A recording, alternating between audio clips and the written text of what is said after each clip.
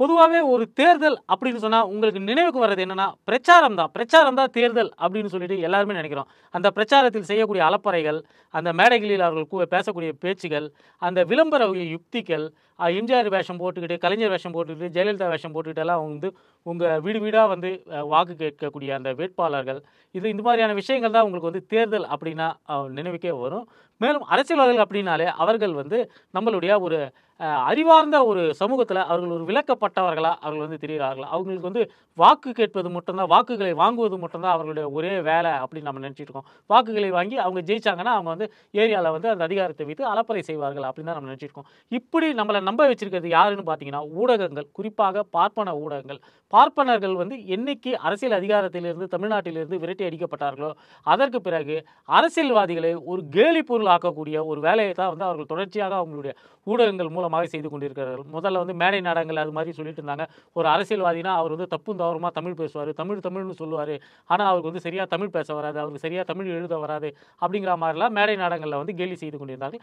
அதையே பின்னாடி வந்து பார்ப்பன பத்திரிகைகள் வந்து கார்ட்டூனா போடுவாங்க, ஜோக்கா எழுதுவாங்க. இந்த மாதிரியான வேலைகளை செய்து கொண்டிருந்தார்கள். அரசியல்வாதிகள் என்றாலே அவர்கள் கேலிக்குரியவர்கள் அப்படிங்கிற ஒரு தோற்றத்தை அவர்கள் வந்து குடுத்தாங்க. அதுக்கு ஏத்த மாரி தேர்தல்கள்ல என்னலாம் நடக்குது அப்படின்னு பார்த்தீங்கன்னா, இவங்க என்னத்த காமிக்கிறாங்க, நமக்கு தேர்தல்னா என்னன்னு காமிக்கிறாங்கன்னு பார்த்தீங்கன்னா, பிரச்சாரத்தில் நடக்கக்கூடிய விஷயங்களை தான் வந்து நமக்கு வந்து காமிப்பாங்க. பிரச்சாரத்தில வந்து அவர்கள் பேசுவது, அவர்களுடைய பேசுவது, அந்த பேச்சில் ஏற்படக்கூடிய சில தடுமாற்றங்கள், இது மாதிரியான விஷயங்களை தான் வந்து நமக்கு அதிகமாக காட்டுவார்கள். ஆனால் ஒரு தேர்தல் என்பது வெறுமனே வாக்குகளை சேகரிக்கக்கூடிய அந்த கேம்பெயின் மட்டும் கிடையாது. அந்த தேர்தலுக்கு பின்னாடி எவ்வளவோ அறிவார்ந்த விஷயங்கள் இருக்கின்றன. நம்மளுடைய தேர்தல், இந்திய ஜனநாயகத்தோட தேர்தல் என்பது உலகத்திலேயே ஒரு பெஸ்ட் சிஸ்டம். இன்னைக்கு இருக்கக்கூடியதுல ஒரு பெஸ்ட் சிஸ்டம் அப்படின்னு சொல்லலாம். அந்த தேர்தலை பற்றி எவ்வளவோ குறைபாடுகள் எல்லாம் நமக்கு இருக்கலாம். ஆனால் ஒவ்வொரு தேர்தலுக்கும் நாம வந்து அப்டேட் ஆகிட்டே இருக்கோம். நம்ம இன்னும் நவீன முறைக்கு மாறிக்கிட்டு இருக்கோம். அதுக்குள்ள கடந்த தேர்தல்களில் இருந்த ஃப்ளாக்களை எல்லாம் வந்து நாம வந்து ஒவ்வொன்றா வந்து அதெல்லாம் கழிச்சு கட்டிட்டு இன்னும் ஒரு பெட்டரான ஒரு சிஸ்டத்துக்கு வந்து மாறிக்கொண்டே இருக்கிறோம். 1952ல முதலாக தேர்தல் நடத்தப்பட்ட போது எந்த அளவுக்கு வந்து மக்களுக்கு வந்து இப்போ முதல் முறையாக அவங்கலாம் வந்து வாக்களிக்கிறாங்க. அதற்கு முன்னாடி பிரிட்டிஷ் ஆட்சி காலத்தில் நடந்த தேர்தலில் எல்லாருக்கும்லாம் வந்து வாக்குரிமைலாம் கிடையாது. 52ல இருந்தால் எல்லாரும் வாக்களிக்கக்கூடிய 21 வயது நிரம்பியவர்கள் வாக்களிக்கக்கூடிய ஒரு சிஸ்டமே வருது. அதுக்கு முன்னாடி வந்து பணக்காரர்கள், சில குறிப்பிட்ட வகுப்பினர் மட்டும்தான் வாக்குகளை வந்து செலுத்த முடிஞ்சது. அவர்கள் விரும்பியவர்கள் தான் மக்கள் பிரதிநிதிகளாக இருந்தார்கள். ஆனால் 52க்கு பிறகு நாடு சுதந்திரம் அடைந்து நடந்த முதல் தேர்தலுக்கு பிறகு எல்லாரும் வாக்களிக்கலாம் அப்படிங்கிற ஒரு நிலை வந்தது. 21 வயதுங்கிறது பின்னால வந்து 1996 அந்த காலகட்டத்தில் வந்து 18 வயதாக அந்த வயது வரம்பு குறைக்கப்பட்டது. 18 வயது நிரம்பியவர்கள் எல்லாருமே வாக்களிக்கலாம் அப்படிங்கிற ஒரு இது இருந்தது. அதே நேரத்தில் அந்த சிஸ்டம் முன்னாடி வந்து வேட்புமனு எப்படி இருந்தது, வாக்குப்பதிவு என்று வாக்குகளை பெறக்கூடிய அந்த மெத்தட் எப்படி இருந்தது, அது எல்லாமே வந்து ஒவ்வொரு தேர்தலுக்கும் வந்து அப்டேட் ஆகிட்டே இருக்கு. வாக்குச்சீட்டு முறை இருந்தது. வாக்குச்சீட்டு முறையில் வந்து வேட்பாளருடைய பெயர் வந்து பாமர மக்களுக்கு தெரியாது என்பதால் தான் சின்னம் என்கிற ஒரு விஷயத்தையே வந்து கொண்டு வந்தார்கள். அதுக்கு முன்னாடி நடந்த தேர்தலெலாம் பார்த்தீங்கன்னா சின்னமெல்லாம் இருக்காது, பேர் மட்டும்தான் இருக்கும் அப்படின்லாம் சொல்லுவாங்க. இப்போ வந்து ராமநாதபுரத்தில் எடுத்துக்கிட்டிங்கன்னா 10 பன்னீர்செல்வம் போட்டியிடுறாப்புல. ஸோ அந்த ஒவ்வொரு பன்னீர்செல்வத்தையும் வேறுபடுத்தி காட்டுவதற்கு இந்த சின்னம் வந்து உதவுகிறது. இது மாதிரிலாம் இந்த குழப்பங்கள் எல்லாம் இல்லாம ஒவ்வொரு முறையும் தேர்தலில் நம்ம சில படிப்பினைகளை கற்றுக்கொண்டு அடுத்த தேர்தலில் அந்த பிரச்சனை வராமல் இருக்கிறதுக்கு நம்ம பெட்டரான ஒரு இடத்துக்கு போயிட்டுருக்கோம். அந்த முறையில் வந்தது தான் வாக்குப்பதிவு எந்திரம். வாக்குப்பதிவு எந்திரம்ங்கிறது வந்து அது மேலே வந்து நிறைய புகார்கள் சொல்லப்படுகிறது. விஷயம் தெரியாதவர்கள் சொல்லக்கூடிய புகாராக தான் அதை நினைக்க வேண்டியிருக்கிறது. வாக்குப்பதிவு எந்திரத்தில் வந்து ரிக்கிங் பண்ணுறாங்க, வாக்குப்பதிவு எந்திரத்தை வந்து ஹேக் பண்ணுறாங்க, வாக்குப்பதிவு எந்திரத்தில் வந்து இந்த பட்டனுக்கு அமுக்குனா வேற பட்டனுக்கு ஓட்டு விடுது அப்படின்லாம் சொல்லக்கூடியதெல்லாம் எதுவுமே வந்து முறையாக நிரூபிக்கப்பட்டது கிடையாது. இன்னைக்கு இருக்கிற முறையில் நம்மளுடைய வாக்குப்பதிவு எந்திரம் என்பது ஒரு நல்ல கண்டுபிடிப்பு, நல்ல சிஸ்டம். தேர்தலை வந்து விரைவாகவும் முறையாகவும் நடத்துவதற்கு இது எவ்வளோ உதவுகிறது. அதுக்கு முன்னாடி வந்து வாக்குச்சீட்டு முறை இருந்தபோது மொத்த வாக்கு பெட்டியே வந்து தூக்கிட்டு போய் அதை மாற்றக்கூடிய மாதிரியான ஜனநாயகத்தில் கேலி கூத்துகள் எல்லாம் நடந்த ஒரு காலமும் உண்டு. இன்னைக்கு வந்து அந்த மாதிரி எதுவும் சொல்ல முடியாது. இந்த தேர்தலில் நம்ம ஏற்கனவே சொன்ன மாதிரி அரசியல்வாதிகளுக்கு ஆஃப்லைனில் நிறைய வேலைகள் இருக்கிறது. நம்ம வந்து அவங்க வந்து பேசக்கூடியது சீமான் மாதிரி ஆட்கள் எல்லாம் வந்து மேடையில் பேசுகிறத பார்த்துட்டு அரசியல்வாதிகள்னாலே கேலிக்குரியவர்கள், தேர்தலினாலே ஒரு கேலிக்குரிய ஒரு சடங்கு அப்படிலாம் வந்து நம்ம வந்து நினைக்கிறோம். அப்படி ஒரு பொது பிம்பம் திட்டமிட்டு உருவாக்கப்பட்டிருக்கிறது. அப்படி கிடையாது. உதாரணத்துக்கு ஒரு வேட்பாளருடைய வேட்புமனு நீங்கள் எலெக்ஷன் கமிஷன் வெப்சைட்டுக்கு போனீங்கன்னா ஒவ்வொரு வேட்பாளருடைய வேட்புமனையும் அவர்கள் வந்து அப்லோடு செய்திருப்பார்கள். அதை பார்க்கும்போது அதில் கேட்கப்பட்டிருக்கக்கூடிய கேள்விகள், அதற்கு இவர்கள் கொடுத்திருக்கக்கூடிய பதில்கள், இதை எல்லாமே பார்த்தீங்கன்னாலே இந்த சிஸ்டம், எலக்ட்ரல் சிஸ்டம், இந்தியாவுடைய எலக்ட்ரல் சிஸ்டம் என்பது எவ்வளவு ஃபுல் ப்ரூஃபா இது உருவாக்கப்பட்டிருக்கிறது என்பது தெரியும். இதிலையும் சில பேர் வந்து சில தகுதித்த வேலைகளை செய்கிறார்கள் என்றால் எதிர்காலத்தில் அவையும் களையப்பட்டு 100% ஃப்ளாலெஸ்ஸான ஒரு தேர்தலை நோக்கி நாம் வந்து நகர்ந்து கொண்டு இருக்கிறோம் அப்படின்னு தான் நம்ம வந்து அதை பாசிட்டிவாக தான் அதை வந்து நம்ம வந்து பார்க்கணும். இன்றைய வீடியோவில் நம்ம பேச போகிறது என்னென்னா, நம்ம சொன்னோம் இல்லையா, வேட்பாளர்களுக்கு நிறைய ஆஃப்லைன் ஒர்க் எல்லாம் இருக்குன்னு. அதில் ஒரு முக்கியமான ஒரு பார்ட்டு, அதாவது வாக்குச்சாவடி முகவர் அப்படின்னு சொல்லிட்டு ஒரு வேட்பாளருடைய ஏஜென்ட் வந்து தேர்தல் நாள் அன்று வாக்குச்சாவடியில் உட்கார்ந்து பணியாற்றுவார். அதுதான் வந்து ரொம்ப முக்கியமான விஷயம். அவங்க தேர்தல் பிரச்சாரத்தில் அவ்வளவு நாள் போட்ட உழைப்பை அறுவடை செய்யக்கூடிய நாள் என்பது வந்து தேர்தல் நாள் தான். அந்த தேர்தல் நாள் அன்று அந்த வேட்பாளருடைய பிரதிநிதியாக ஒருவர் அமர்ந்து வாக்குச்சாவடியில் அமர்ந்து என்னவெல்லாம் பணியாற்றுவார், அவருக்கு என்னவெல்லாம் கடமைகள் இருக்கின்றது அப்படிங்கிறத இன்றைக்கி வந்து வீடியோவில் பார்க்க போகிறோம். தேர்தலை நடத்தக்கூடிய அரசாங்கம் அவர்களுடைய பணிங்கிறது வேற. அது வந்து ரொம்ப ரொம்ப ரொம்ப ஹியூஜான ஒரு பெரிய ஒர்க்கு அது. ஒவ்வொரு வாக்குச்சாவடிக்கும் ஒரு முதன்மை தேர்தல் அதிகாரி ஒருவர் இருப்பார்.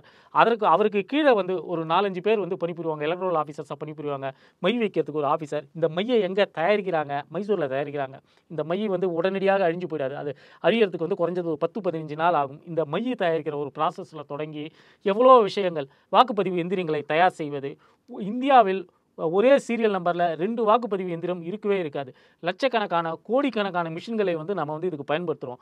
ஒரு மிஷின் மாதிரி நீங்கள் ஓட்டு போட்டுட்டு வரீங்கல்ல, அந்த மிஷின் மாதிரி இன்னொரு மிஷின் வந்து கிடையவே கிடையாது. ஒவ்வொரு மிஷினும் வந்து ஒரு இண்டிவிஜுவல் மிஷின்.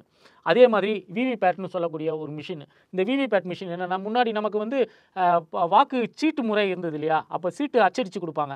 அந்த சீட்டு அச்சடித்து கொடுத்த சீட்டில் வந்து நாம் வந்து ஒரு முத்திரையை வச்சு ஒரு ஓட்டு பெட்டியில் வந்து போடுவோம். அது மாதிரியான ஒரு முறை இருந்தது. அதில் வந்து செல்லாத வாக்குகள்லாம் வருது அப்படிங்கிறதுனால தான் வாக்குப்பதிவு எந்திரத்துக்கு வந்து நம்ம மாறினோம். வாக்குப்பதிவுக்கு எந்திரத்துக்கு நம்ம மாறினாலும் கூட வாக்குப்பதிவு சீட்டு இன்னமும் இருக்கிறது. அந்த வாக்குப்பதிவு சீட்டை உருவாக்கக்கூடிய ஒரு இயந்திரம் தான் வாக்குப்பதிவு எந்திரத்துக்கு கூடவே வந்து அனெக்சராக வைத்திருக்கக்கூடிய விவிபேட் என்று சொல்லக்கூடிய ஒரு இயந்திரம். அந்த இயந்திரத்தில் நாம் செலுத்தக்கூடிய நம்ம ஒரு பட்டனை அமுக்கி தான் வாக்கை செலுத்துகிறோம். ஒரு குறிப்பிட்ட சின்னத்துக்கு வாக்கை செலுத்துகிறோம். அதே வந்து அச்சடிக்கப்பட்ட ஒரு வாக்குச்சீட்டாக அந்த எந்திரத்தில் வந்து அச்சடிக்கப்பட்டு ஒரு தனி பெட்டியில் வந்து சேகரிக்கப்படுகிறது. இந்த வாக்குச்சீட்டையும் கூட சில நேரங்களில் வந்து ரேண்டமாக செக் செய்வார்கள். சரியாக வந்திருக்கு, இல்லை எனக்கு வந்து இந்த இதில் வந்து சந்தேகம் இருக்கிறது, முறைகேடு நடந்திருப்பதாக நினைக்கிறேன் அப்படின்னு சொல்லக்கூடிய வேட்பாளர் ஆட்சேபனை செய்யக்கூடிய சில நேரங்களில் அந்த பொட்டியில் இருக்கக்கூடிய அந்த பிரிண்டான அந்த வாக்குச்சீட்டுகளை எடுத்து எண்ணி பார்ப்பாங்க. மிஷினோட அது டேலி ஆகுதா அப்படின்னு பார்ப்பாங்க. டேலி ஆகலைன்னா மறுதேர்தலை கூட பல இடங்களில் வந்து நடத்துவாங்க. ஆனால் இது மாதிரியான பிரச்சனை இதுவரை வந்ததில்லை. அதாவது வந்து நாம் அமுக்கிற பட்டனில் உதயசூரியன் சின்னத்தில் அமுக்கிறோம்னா அங்கே வந்து ரெட்டையிலையோ தாமரையிலையோ பொய்யெல்லாம் வந்து பிரிண்டாகலாம் விழுந்தது கிடையாது. அது மாதிரி இது வரைக்கும் வந்து எந்த விதமான ஒரு கம்ப்ளைண்ட்டும் கிடையாது. நாம் வந்து ஏற்கனவே சொன்ன மாதிரி இந்த முக்கியமான ஒரு ஆஃப்லைன் ஒர்க்கு, அதாவது பொதுமக்களுக்கு தேர்தலை பற்றி அறியாத ஒர்க்கு, இந்த பூத் ஏஜென்ட் அப்படின்னு சொல்கிறவர், அவருடைய வேலை என்ன, அவர் என்ன வேலையெல்லாம் செய்யணும் அப்படின்னு பார்ப்போம். Welcome to news rose. Booth agent அப்படின்னு சொல்லப்பட்டவர் தமிழில் வந்து வாக்குச்சாவடி முகவர். அவர் யாருன்னு பார்த்தீங்கன்னா, வேட்பாளருடைய நேரடி பிரதிநிதி. வேட்பாளரே வந்து ஒவ்வொரு வாக்குச்சாவடிக்கும் போய் தேர்தல் முறையாக நடைபெறுகிறதா அப்படின்னு சொல்லிட்டு பார்க்க முடியாது. அதனால தான் தன்னுடைய ஏஜென்ட்டாக இவர்களை வந்து நியமிக்கிறார். பொதுவாக இது வந்து ஊராட்சி மன்ற தேர்தல் நடக்கிறது, ஒன்றிய தேர்தல், அதுக்கு பிறகு நகராட்சி தேர்தல், இப்படின்னு ஏகப்பட்ட தேர்தல் இதில் இருந்தே இருக்குது. நமக்கு வந்து ஊராட்சி அளவிலிருந்தே நம்மளுக்கு தேர்தல் நடக்குது. மேக்ஸிமம் பார்த்தீங்கன்னா எம்பி எலெக்ஷன் வரைக்கும் நாம் வந்து ஓட் பண்ணுறோம். எம்பி எலெக்ஷனுக்கு மேலேயும் எலெக்ஷன் இருக்கிறது. எம்பிக்கள்லாம் தேர்ந்து பிரதமரை தேர்ந்தெடுக்கிறதுன்னு ஒரு முறை இருக்கிறது. எம்பிக்கள் எம்எல்ஏக்கள் எல்லாம் சேர்ந்து ஓட்டு போட்டு ஜனாதிபதியை தேர்ந்தெடுக்கிறது. எம்எல்ஏக்கள்லாம் சேர்ந்து ஓட்டு போட்டு முதலமைச்சர் தேர்ந்தெடுக்கிறது. இந்தியாவில் வந்து பல்வேறு விதமான தேர்தல்கள் இருக்கிறது. பல இடங்களில் வந்து மேயரை வந்து கவுன்சிலர்கள் ஓட்டு போட்டு தேர்ந்தெடுக்கிற முறை இருக்கிறது. மேயர் மக்களால் நேரடியாக தேர்ந்தெடுக்கப்படக்கூடிய முறை கூட இருக்கிறது. தமிழ்நாட்டில் கூட அது இருந்தது. அதை வந்து ஜெயலலிதா வந்து அபாலிஷ் பண்ணாங்க. இது மாதிரி வந்து பல்வேறு விதமான தேர்தல்கள் வந்து இந்தியாவில் இருக்கிறது. பொதுவாக நமக்கு தெரியக்கூடியது வந்து ஊராட்சி மன்ற தேர்தல், உள்ளாட்சி தேர்தல் என்று சொல்லப்படக்கூடிய ஊராட்சி தேர்தலாக ஊரக பகுதிகளில் ஊராட்சி தேர்தலாக வார்டு மெம்பர்ஸை வந்து செலக்ட் பண்ணுவாங்க. இங்கே நகர்ப்பகுதிகளில் பார்த்திங்கன்னா நகராட்சி தேர்தல், கவுன்சிலர்களை வந்து செலக்ட் பண்ணுவாங்க. அதற்கு பிறகு எம்எல்ஏ எம்பி எலெக்ஷன், இதுதான் வந்து நாம் வந்து தெரிந்து கொள்ளக்கூடிய ஒரு இதில் போட்டியிடக்கூடிய ஒரு வேட்பாளர் தன்னுடைய முகவர், இவர் வந்து என்னுடைய அங்கீகாரம் பெற்றவர் அப்படின்னு சொல்லிட்டு ஒவ்வொரு வாக்குச்சாவடியிலும் ஒருத்தரை வந்து அவர் வந்து நியமிக்கலாம். அந்த எம்பி எலெக்ஷன் அப்படின்னு பார்த்தீங்கன்னா 6 சட்டமன்ற தொகுதியிலும் இருக்கக்கூடிய வாக்குச்சாவடிகள், பல நூறு வாக்குச்சாவடிகள் இருக்கும். பல நூறு வாக்குச்சாவடிகள் இருக்கும்போது ஒவ்வொரு வாக்குச்சாவடிக்கும் அவர் வந்து ஒரு பூத் ஏஜென்ட்டை வந்து நியமிப்பார். ஒரு அடிப்படை கட்டமைப்பு இருக்கக்கூடிய ஒரு கட்சி தான் எல்லா வாக்குச்சாவடிகளிலும் தன்னுடைய பூத் ஏஜென்ட்டை வந்து நியமிக்க முடியும். அப்படி அடிப்படை கட்டுமானம் இல்லாத கட்சிகள், சுயேட்சை வேட்பாளர்கள் எல்லா இடங்களிலும் அவர்களுடைய ஏஜென்ட்டை நியமிக்க முடியாது. மேலும் தலைமை ஏஜென்ட் அப்படின்னு சொல்லிட்டு ஒருவர் இருப்பார். அதாவது இந்த தலைமை ஏஜென்ட் வாக்குப்பதிவு நடைபெறக்கூடிய நாளன்று எந்த வாக்குச்சாவடிக்கு வேண்டுமானாலும் போய் தேர்தல் வந்து முறையாக நடைபெறுகிறதா, அதில் ஏதாவது தகுதி திருத்தம் நடக்கிறதா அப்படின்னு சொல்லிட்டு அவர் வந்து செக் பண்ணலாம். அதை தவிர்த்துட்டு வாக்குப்பதிவு தொடங்கக்கூடிய அதிகாலை 7 மணியில் வந்து பொதுவாக தொடங்குகிறது. ஒரு 5:30 மணிக்கு வந்து க்ளோஸ் பண்ணுறாங்க. பொதுவாக 5:30 மணிக்கு வந்து க்ளோஸ் பண்ணுவாங்க. இவ்வளவு நேரமும் அந்த வாக்குச்சாவடியிலே ஒருத்தர் உட்காந்துருப்பார். நீங்கள் ஓட்டு போட போகிறப்போ வரிசையாக வந்து டேபிளில் வந்து ஒரு 10 பேர் 15 பேர் உட்காந்துருப்பாங்க. உட்காந்து அவங்க சில பேர் வந்து கேள்வி கேட்பாங்க. உங்களுடைய வாக்காளர் எண் என்ன அப்படின்னு சொல்லி கேட்டு அவங்க வந்து ஒரு நோட் பேடில் வந்து குறிச்சிப்பாங்க. அவங்க தான் வந்து இந்த பூத் ஏஜென்ட்ஸ். இவங்க எல்லாருமே வந்து வேட்பாளர்களுடைய முகவர்களாக அங்கே இருக்கிறவங்க. மற்றபடி மை வைக்கிறது, அதுக்கப்புறமா வந்து உங்களுக்கு வந்து எங்கே போய் ஓட்டு போடணும்னு சொல்கிறது, இது எல்லாத்தையுமே செய்யக்கூடிய ஒரு 4 அலுவலர்கள் அரசாங்கம் சார்பாக, மாநில அரசாங்கத்துடைய ஊழியர்கள், ஒன்றிய அரசாங்கத்தோட ஊழியர்கள் கலந்து தான் வந்து பணியாற்றுவாங்க. பொதுவாக வந்து நிறைய டீச்சர்ஸ் தான் பணியாற்றுவாங்க. அவர்களெல்லாம் வந்து அரசு சார்பாக தேர்தல் கமிஷனுடைய பிரதிநிதிகளாக அங்கே உட்காந்துருக்கிறவங்க. இதுதான் பூத் ஏஜென்ட்னா யார், தேர்தலை நடத்தக்கூடியவர்கள் யார் அப்படிங்கிறது வந்து நீங்கள் வந்து இப்போ வந்து இதில் தெளிவாக உணர்ந்து கொள்ளலாம். அடுத்த முறை நீங்கள் ஏப்ரல் 19ஆம் தேதி எல்லாரும் போய் ஓட்டு போட போகிறீங்க. ஓட்டு போட போகிறப்போ இந்த சைடு இருக்கிறவங்க பூத் ஏஜென்ட், அந்த சைடு இருக்கிறவங்க வந்து தேர்தல் கமிஷனுடைய அங்கீகாரம் பெற்ற ஊழியர்கள் அப்படிங்கிறத புரிஞ்சுக்கங்க. நாம் ஓட்டு போடுறதுக்கு முன்னாடி பூத் ஏஜென்ட்டுகளுக்கு ஒரு ஸ்பெஷல் ஓட்டிங் ஒன்று நடக்கும். அதாவது அது வந்து ஒரு மாக் போலிங் ஒன்று நடக்கும். இது வந்து பொதுமக்களுக்கு வந்து தெரியாது. அந்த வேட்பாளர்களுடைய முகவர்களுக்கு மட்டும் தெரியும். அதாவது 7 மணிக்கு நம்ம ஓட்டு போட போகிறோம்ல, அதுக்கு முன்னாடியே அவர்கள் அந்த மிஷின் ஒழுங்காக ஒர்க் ஆகுதா, மிஷினில் நாம் அமுக்குற பட்டனுக்கு தான் கரெக்டாக ஓட்டு விழுகுதா, ஓட்டு விழும்போது அந்த விவிபேட் இயந்திரம் வந்து சரியாக அந்த வாக்குச்சீட்டை வந்து அச்சடிக்கிறதா, அச்சடிக்கக்கூடிய அந்த வாக்குச்சீட்டு சரியாக வந்து கலெக்ட் ஆகுதா அப்படின்லாம் பார்க்கக்கூடிய ஒரு மாக் போலிங், ஒரு மாதிரி தேர்தலை வந்து நடத்துவாங்க. அங்கே எத்தனை ஏஜென்ட்ஸ் இருக்கிறாங்களோ, பொதுவாக வந்து ஒரு 15-20 ஏஜென்ட்டுகள் வந்து ஒவ்வொரு எம்பி எலெக்ஷன் மாதிரியான பெரிய எலெக்ஷனில் 15-20 ஏஜென்ட்ஸ் இருப்பாங்க. சுயேட்சை வேட்பாளர்களாக நிறைய போட்டிடுறாங்க இல்லையா, சுயேட்சை வேட்பாளர்களுடைய ஏஜென்ட்டுகளும் வருவாங்க.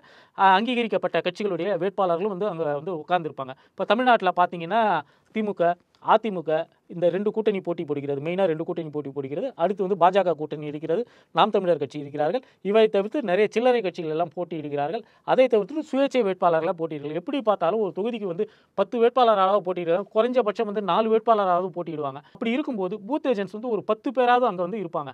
நாம் 7 மணிக்கு வாக்குச்சாவடிக்கு போகிறோம்னா அவங்க எல்லாமே வந்து ஒரு 6 மணிக்கு வந்துருவாங்க. 6 மணிக்கு வந்ததுமே அங்கே தேர்தலை நடத்தக்கூடிய அலுவலர்கள் வந்து ஒரு வாக்குப்பதிவு எந்திரம் வந்து எப்படி செயல்படுகிறதுன்னு, வாக்குப்பதிவு வந்து நம்ம எப்படி நடத்த போகிறோம் அப்படின்னு சொல்லிட்டு அவர்களுக்கு முன்னாடியே வந்து ஒரு மாக் எலெக்ஷன் வந்து நடத்தி காமிப்பாங்க.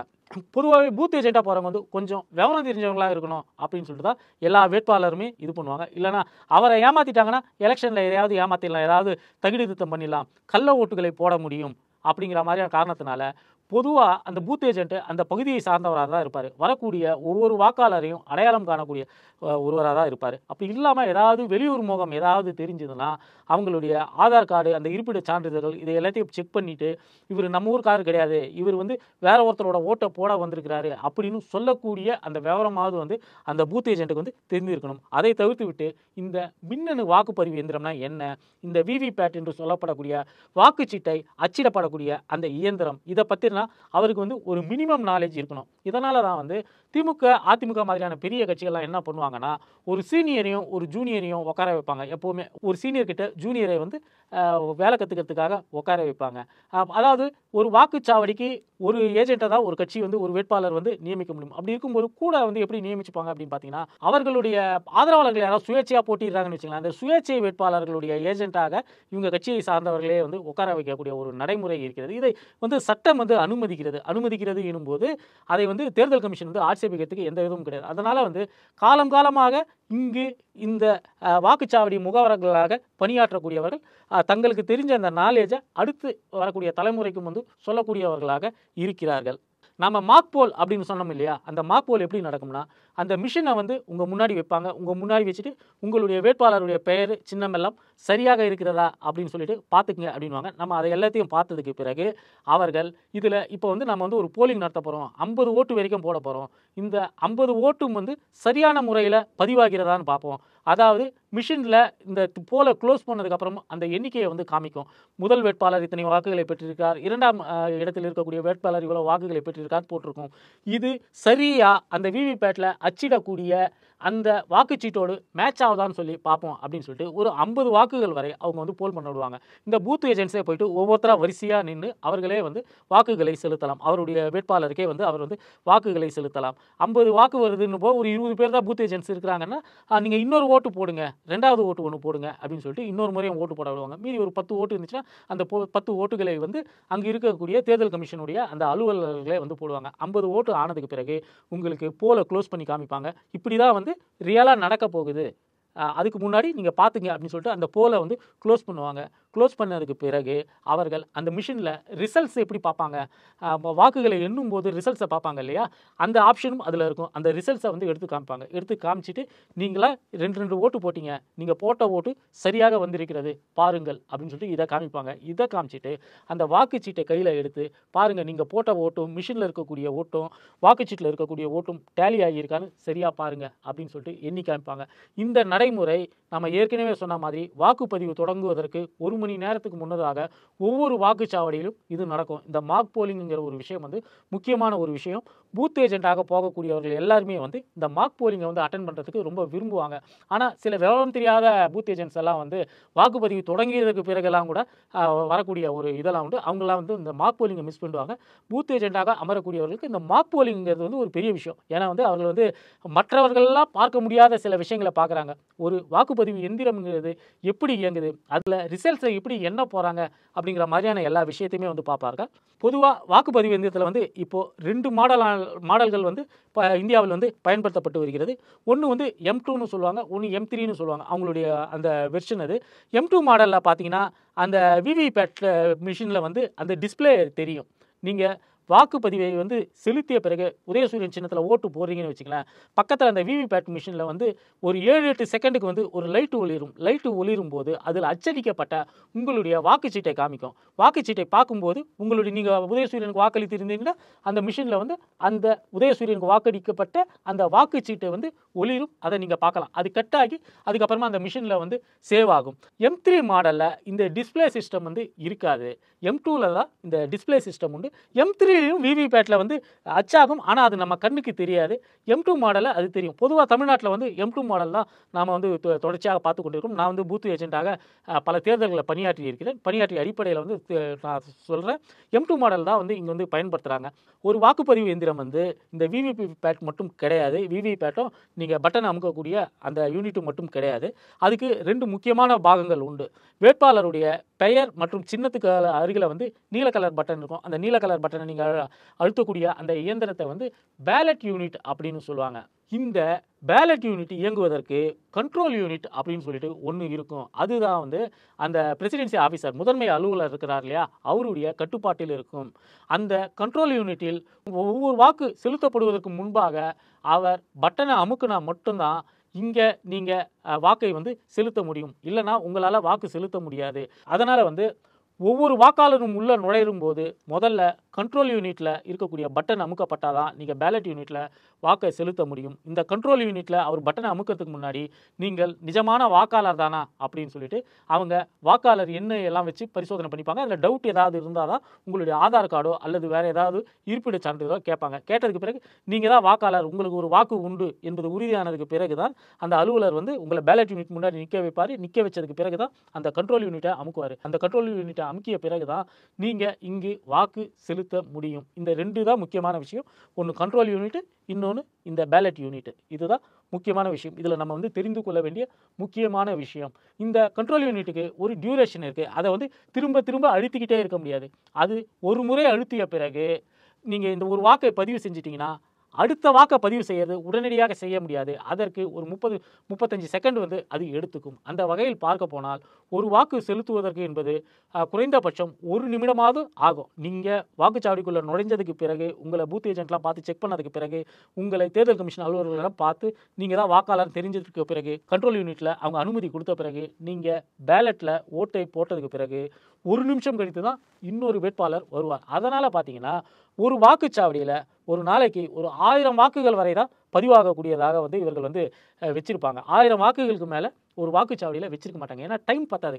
காலையில 7 மணிலேருந்து ஈவினிங் 5:30 மணி வரைக்கும் தான் வாக்குப்பதிவு எனும்போது அங்கு 10,000 பேர் வாக்களிக்கிறதுக்கு வந்து வரிசையில் நின்னாங்கன்னா இங்கே வாக்களிக்கிறதுக்கு ஒரு டைம் இருக்கு இல்லையா? இந்த டைம் லைனுக்குள்ளே வராது. விடிய விடிய தான் வந்து தேர்தலை நடத்தணும்.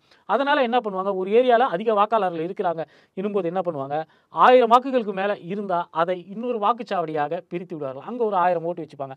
ஆனால் 1000 ஓட்டு ஒரு வாக்குச்சாவடியில் இருந்தாலும் கூட 1000 பதிவாக போகிறதில்ல. சென்னை மாதிரியான நகரங்கள்லாம் அதிகபட்சமாக 60-65% தான் பதிவாகிறது. அதாவது 1000 ஓட்டு இருக்கக்கூடிய ஒரு வாக்குச்சாவடியில் 600லேருந்து 650 ஓட்டு தான் வந்து பதிவாகும். ஆனால் இதற்கு இந்த டைம் இருக்குது. நாம் நினைச்சா மாதிரி ஒருத்தன் வந்து நேராக போயிட்டு அந்த பேலட் யூனிட்டில் போயிட்டு அவனுக்கு பிடிச்ச பட்டனுக்கு தாமரை பட்டன் இருக்குன்னு வச்சுக்கலாம். தாமரைக்கு வந்து அவன் 10 ஓட்டை டொக்குன்னு அமுக்குனாலும் கூட 10 ஓட்டுலாம் பதிவாகாது. ஒரே ஒரு ஓட்டு தான் பதிவாகும். அதுக்கு என்ன காரணம்னா இந்த பேலட் யூனிட்டோட கண்ட்ரோலு மெயினான இன்னொரு யூனிட்டில் இருக்கிறது. அந்த யூனிட்டிலும் கூட யாராவது நினைச்சாங்கன்னா தகுதி திருத்தம் பண்ண முடியுமானா முடியாது. ஏன்னா 1 நிமிஷம் கேப்பில் தான் ஒரு ஓட்டை வந்து பதிவு செய்ய முடியும். நீங்கள் ஸ்பேம் மாதிரி வரிசையாக 1000 ஓட்டையை நான் வந்து காலையில் 1 மணி நேரத்திலேயே பதிவு பண்ணிடுறேன்னா பதிவு பண்ணக்கூடிய ஒரு வாய்ப்பே கிடையாது. 1 மணி நேரத்துக்கு ஒரு 50 ஓட்டு 60 ஓட்டு தான் பண்ண முடியும். ஒரு 8 மணி நேரம் தேர்தல் நடக்கிறது, 10 மணி நேரம் தேர்தல் நடந்தால் ஒரு 500 ஓட்டு 600 ஓட்டு தான் வரும். அதுக்கு ஏற்ற மாதிரி தான் வந்து அந்த வாக்குப்பதிவு எந்திரத்தையே வந்து அவர்கள் வந்து டிசைன் செய்திருக்கிறார்கள். அந்த விவிபேட் அப்படின்னு நம்ம சொல்கிறோம். விவிபேட்டுங்கிறத வாக்கு பதிவு சீட்டாக அது வந்து பிரிண்ட் பண்ணி சேமித்து வச்சுக்குது இல்லையா? அதோட ஃபுல் அப்ரிவேஷன் என்ன அப்படின்னு பார்த்தீங்கன்னா voter verifiable audit trail system. இதுதான் வந்து விவிபேட் அப்படின்னு சொல்லப்படக்கூடிய அந்த இயந்திரத்துடைய ஒரு முழுமையான ஒரு பெயர். கம்ப்யூட்டருக்கு நம்ம எப்படி பிரிண்டர் வச்சிருக்கிறோமோ, நம்ம கம்ப்யூட்டரில் டைப் பண்ணக்கூடிய விஷயங்களை எல்லாம் வந்து பிரிண்ட் அவுட் எடுத்து வைக்கிறோம் இல்லையா?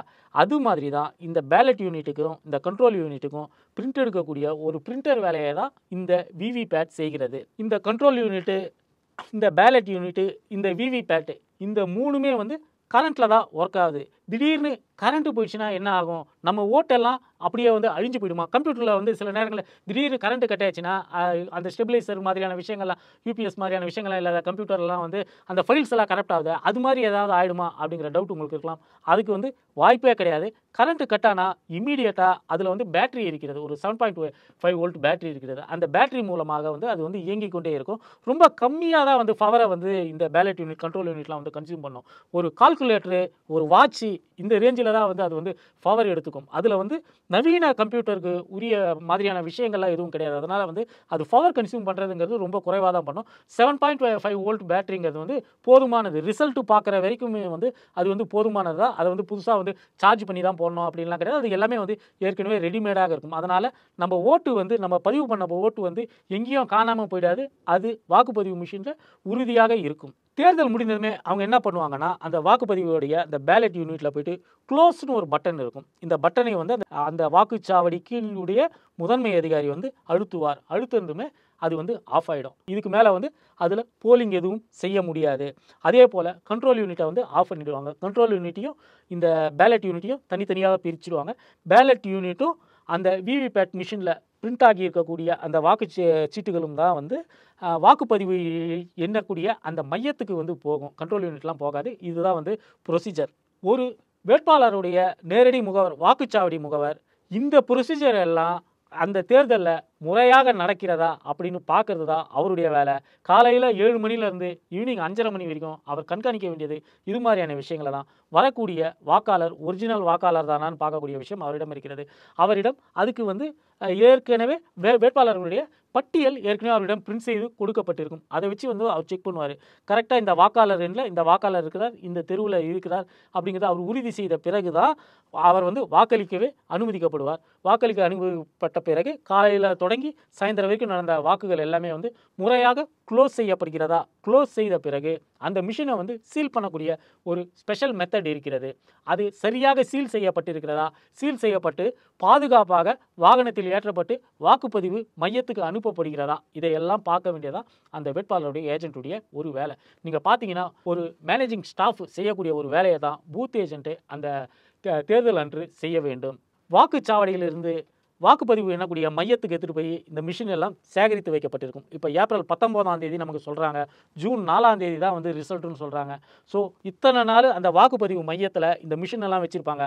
அந்த மிஷினெல்லாம் எவனாவது மாற்றிடுவானோ, போகிற வழியில் வந்து வண்டியிலேயே ஏதாவது மாற்றிடுவாங்களோ அப்படிங்கிற மாதிரியான டவுட் எல்லாம் நமக்கு இருந்தால், இந்த பூத் ஏஜென்ட்டு இவருடைய சொந்த வாகனத்தில் அந்த வண்டியை வந்து ஃபாலோ பண்ணிக்கிட்டே போகலாம். அந்த வாக்குப்பதிவு மையத்துக்கு போயிட்டு அதை வந்து அவங்க எடுத்து வைக்கிறது வரைக்கும் வந்து கண்காணிக்கலாம். அதற்கான உரிமையும் வந்து இந்த பூத் ஏஜென்ட்டுக்கு உண்டு.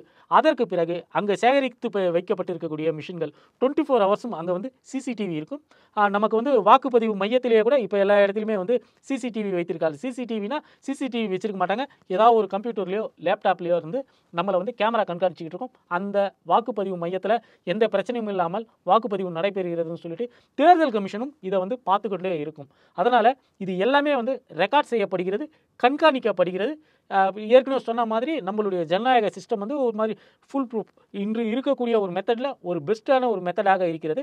வாக்குப்பதிவு மையத்தில் ஒரு அறையில் சீல்டு ரூம் அப்படின்னு சொல்லுவாங்க. கம்ப்ளீட்டாக எல்லா பக்கமே வந்து சீல் செய்யப்பட்டிருக்கும். கதவு மட்டும்தான் திறக்க முடியும். ஜன்னல் ஏதாவது அந்த ரூமில் இருந்துச்சுன்னா அந்த ஜன்னலை எல்லாம் கூட அவர்கள் வந்து பிளைவுட் போட்டு அடித்து வச்சுருப்பாங்க. யாருமே அந்த வாக்குப்பதிவு மையத்துக்குள்ளே வந்து ஏப்ரல் 19 ஜூன் 4 வரைக்கும் யாருமே வந்து என்டர் ஆக முடியாது.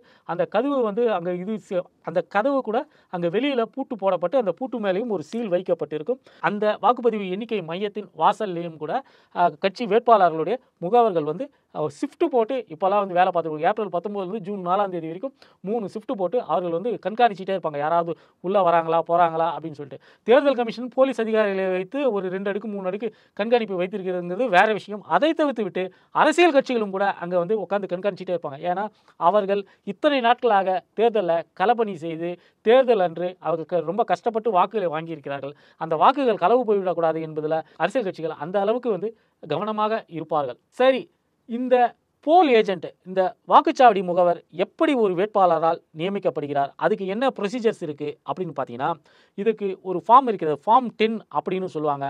அந்த ஃபார்ம் 10 கொடுக்கக்கூடிய அந்த உரிமையின் அடிப்படையில் தான் ஒருத்தர் வந்து பூத் ஏஜென்ட்டாக ஆக முடியும். அந்த ஃபார்ம் 10ல் இந்த வேட்பாளர் என்னை பூத் ஏஜென்ட்டாக நியமிக்கிறார், அதை நான் ஏற்றுக்கொள்கிறேன் அப்படின்னு சொல்லிட்டு இந்த பூத் ஏஜென்ட்டுடைய ஒப்புதல் கையெழுத்து அதில் வந்து இருக்கணும். இந்த நியமன படிவத்தை வந்து தேர்தலுக்கு சில நாட்கள் இருக்கும்போதே வேட்பாளர்கள் எல்லாருமே வந்து தயார் பண்ணி வச்சுருவாங்க.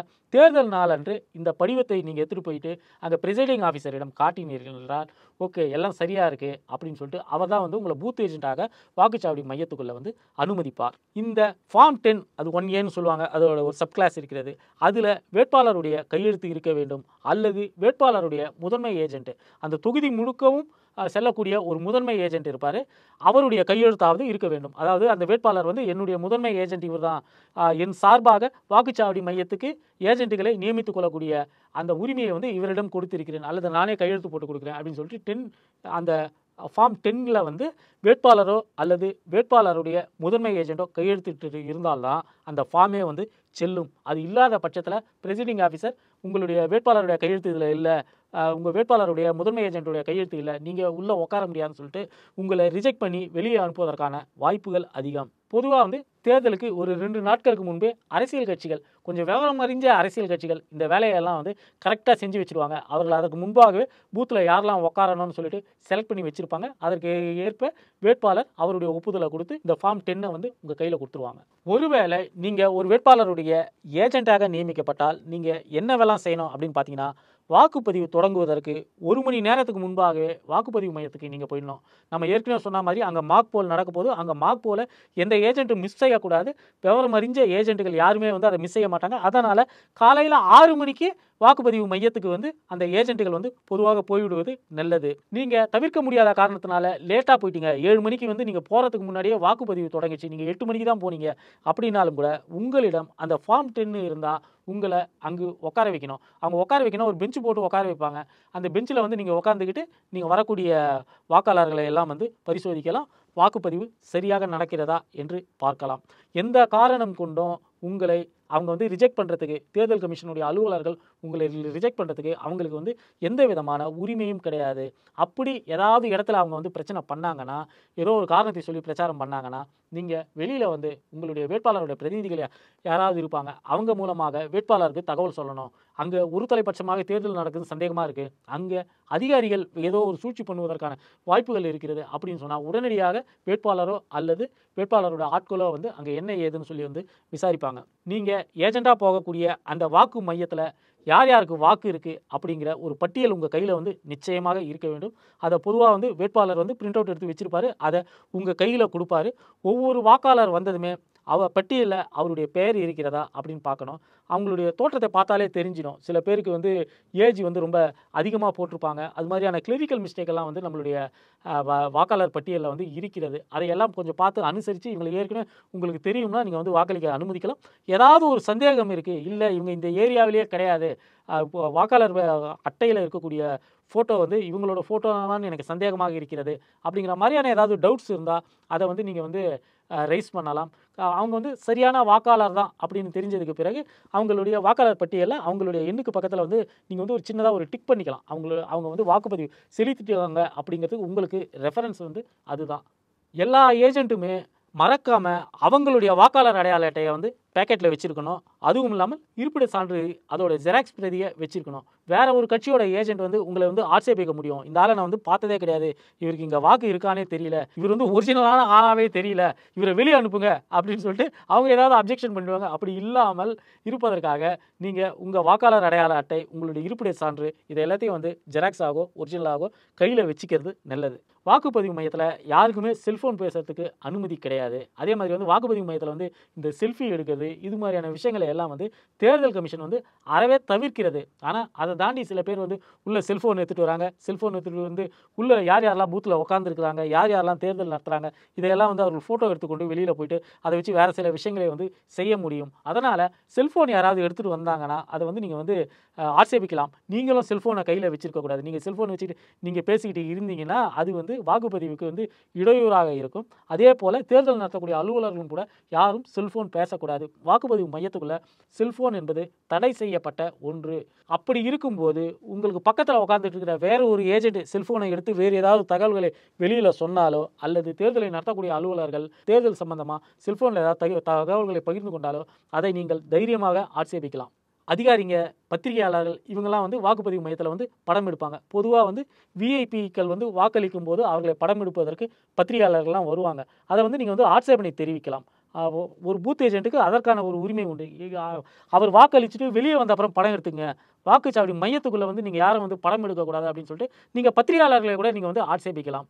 ஏன்னா வந்து வீடியோ கேமரா மூலமாக இந்த மாதிரி விஐபிகள் உள்ள ஓட்டு போகிறது, அவங்க யாருக்கு ஓட்டு போட்டாங்கன்னு சொல்லிட்டு வெளியில் ஊடகங்களில் வந்து தவறான ஒரு தகவலை பரப்புவது, இதை எல்லாமே வந்து தேர்தலை வந்து சீர்குலைக்கும்.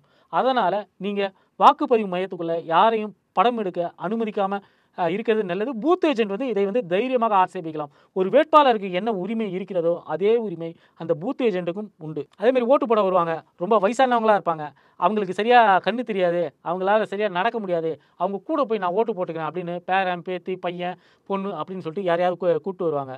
பார்வை சவால் கொண்டவர்கள், அவங்களுக்கு வந்து கண்ணு தெரியாது அப்படின்னு தெரிஞ்சால் மட்டுமே யாரையாவது வந்து உதவ சொல்லலாம். அதை மட்டும்தான் அனுமதிக்கலாம். அதை தவிர்த்துட்டு காரணம் இல்லாமல் அவங்களுக்கு விவரம் தெரியாது, நான் போய் ஓட்டு போடுறேன் அப்படின்னு சொல்லி யாராவது கூட வந்தாங்கன்னா அதை அனுமதிக்கவே கூடாது. குறிப்பாக பூத்தில் உட்கார்ந்து இருக்கிறவங்க அதுக்கு வந்து எந்த விதமான அனுமதியும் கொடுக்கக்கூடாது. நீங்கள் வாக்குச்சாவடி மையத்துக்கு போனதுமே உங்களுக்கு ஒரு பெர்மிட் பாஸை வந்து தேர்தலை நடத்தக்கூடிய அந்த முதன்மை அதிகாரி கொடுப்பார். அந்த பெர்மிட் பாஸ் வச்சிருக்கிறவங்க மட்டும்தான் வாக்குச்சாவடி மையத்துக்குள்ளே போக முடியும். அந்த பர்மிட் பாஸ் உங்களுக்கு இருக்கும். அதை தவிர்த்துட்டு உங்களுடைய சப் ஏஜென்ட்ஸ் என்று சொல்லக்கூடிய ஒரு 2 பேருக்கு இருக்கும். எதுக்குன்னா இந்த மாதிரியான ஒரு மெத்தட் வச்சுருக்காங்கன்னா வேறு யாராவது உங்கள் இடத்துல வந்து உட்காந்துக்க கூடாது, உட்காந்துக்கிட்டு அவங்க வந்து எலெக்ஷனை வந்து கண்ட்ரோல் பண்ணக்கூடாது. அப்படிங்கிறதுனால நீங்கள் சாப்பிட போகிறப்போ அல்லது இயற்கை உந்துதலுக்காகவோ வெளியே போகிறப்போ உங்களுடைய சப் ஏஜென்ட் ஒருவர் வரலாம்.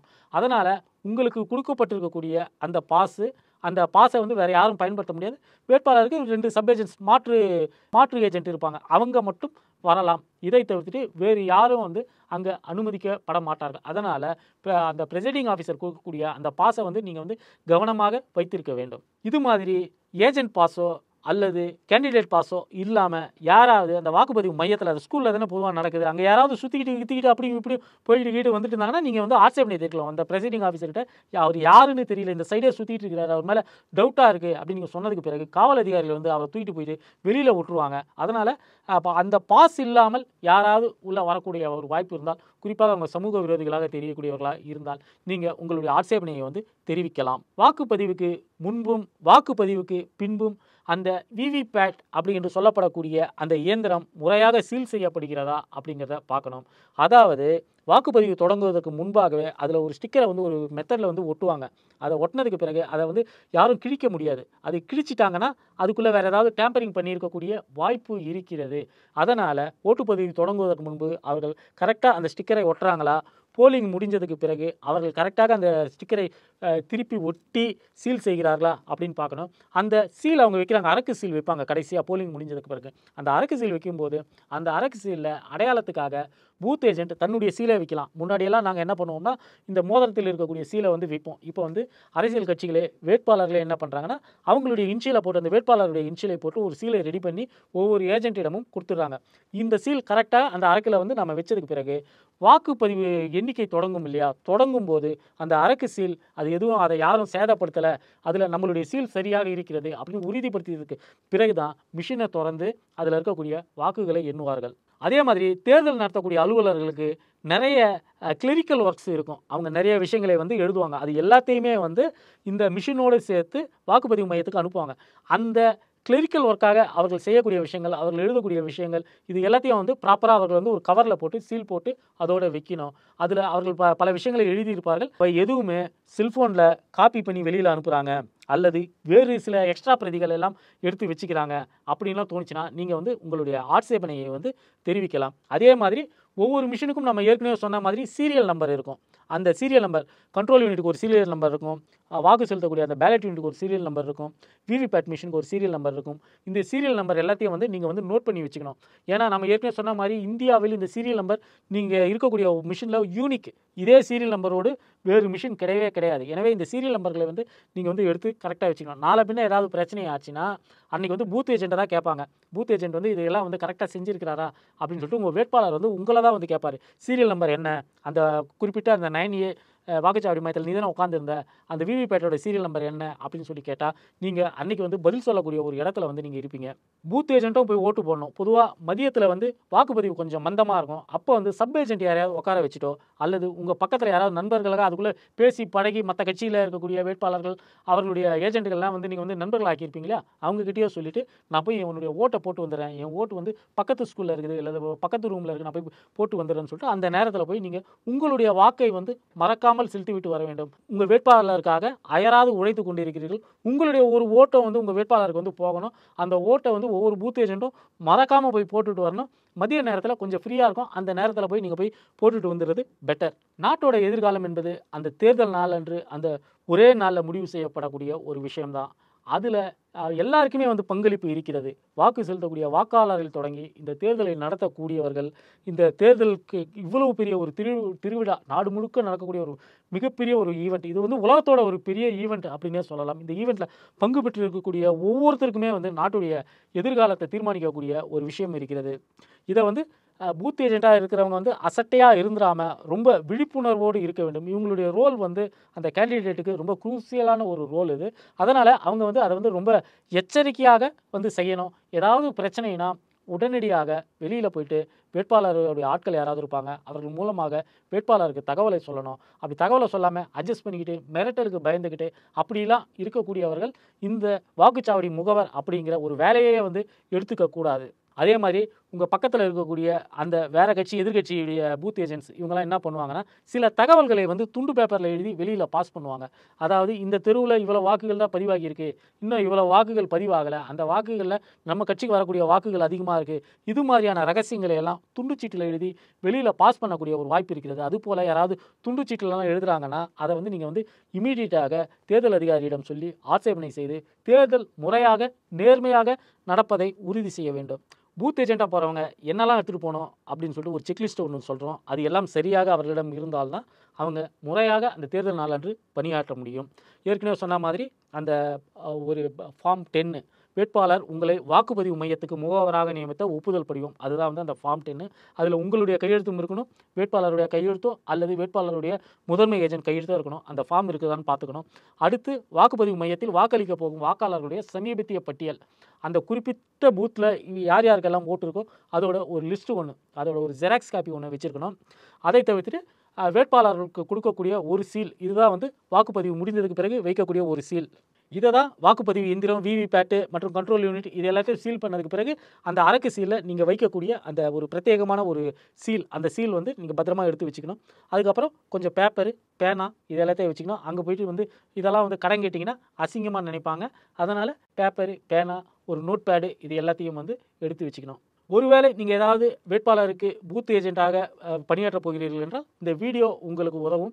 அப்படி பூத் ஏஜென்ட்டாக பணியாற்ற விருப்பம் இருக்கிறது அப்படின்றீங்கன்னா உங்கள் பகுதியில் இருக்கக்கூடிய நீங்கள் சார்ந்திருக்கக்கூடிய அரசியல் கட்சியையோ அல்லது உங்களுடைய நண்பர்களாக யாராவது போட்டியிடுறாங்க, சுயேட்சை வேட்பாளராக யாராவது போட்டியிடுறாங்கன்னா அவங்கக்கிட்ட போயிட்டு நான் வந்து இந்த தேர்தலில் வந்து பணிபுரிய விரும்புகிறேன், எனக்கு வந்து பூத் ஏஜென்ட்டாக வந்து ஒர்க் பண்ணுறதுக்கு நீங்கள் அனுமதி அளிக்கணும்னு சொல்லிட்டு ரிக்வெஸ்ட் வைங்க. இந்த பூத் ஏஜென்ட்டாக நீங்கள் ஒரு நாள் வாக்குச்சாவடியில் உட்காந்திங்கன்னா இந்திய ஜனநாயகம் எப்படி இயங்குகிறது, எந்த அளவுக்கு அது சிறப்பான ஒரு விஷயம் அப்படிங்கிறது உங்களுக்கு தெரியும். குறிப்பாக சொல்லணும்னா எதுக்காக வந்து நீங்கள் இந்த வேலையை செய்யணும் அப்படின்னு சொல்கிறோன்னா, நிறைய பேருக்கு வாக்குப்பதிவு எந்திரத்தின் மீது ஒரு சந்தேகம் இருக்கிறது. நிறைய கட்சிகள், நிறைய மக்கள் வந்து வாக்குப்பதிவு எந்திரத்தை ஹேக் செய்ய முடியும் அப்படின்லாம் சொல்கிறாங்க. இந்த வாக்குப்பதிவு எந்திரம்ங்கிறது 1980 காலகட்டத்தோடது.